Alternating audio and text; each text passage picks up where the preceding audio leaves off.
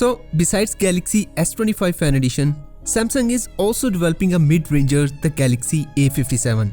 Earlier reports already revealed the handset will be powered by the yet-to-be-launched Exynos 1680 chipset, and now we have a benchmark listing sharing its key details and some performance guesses. Hey lads, TechScanning here. So yeah, once again Samsung is going with its in-house Exynos chipset, a mid-ranger chipset for mid-ranger devices. And for the Galaxy A57, it will be the Exynos 1680. So starting with the Geekbench listing of the chipset, it revealed its OpenCL score.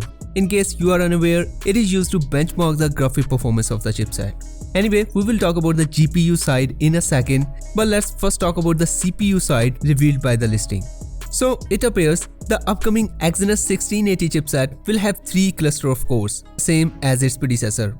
So as per the current listing, the prime core on the Exynos 1680 will be clocking at 2 GHz.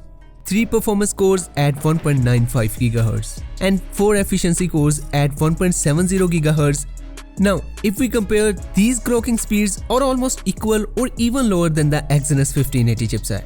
However, here is the thing. The Exynos 1680 will use the Cortex X4 as the prime core instead of the Cortex A720 that was being used on the Exynos 1580 as the prime core. And the Cortex X4 is generally considered better for peak performance. Now, though at the moment, without Geekbench performance scores or the handset being out in the market, we can't say anything about the performance. However, rumors claim the Exynos 1680 will offer superior performance to the 1580. Further, as Samsung software optimizations have gone much better, especially in the past 2 years, we guess the Galaxy A57 will be a smooth mid-ranger from Samsung.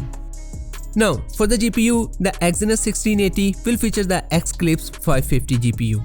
And as per the listing, it will have 2 compute units compared to the 4 on its predecessor.